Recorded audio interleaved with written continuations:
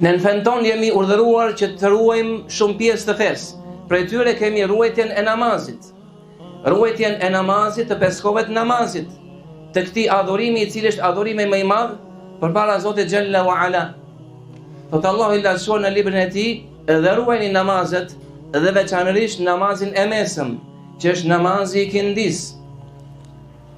Po kështu thot, pra, në ajetin ku lavdron besimtarët që janë falës namazit, për kujdesen për namazin e tyre, dhe ata të cilët për kujdesen ndaj namazit të tyre. Profeti alayhi salatu wassalam na këshillon të ruajmë dhe mbajmë abdesin, duke thënë, nuk e ruan abdesin vetëm se besimtari.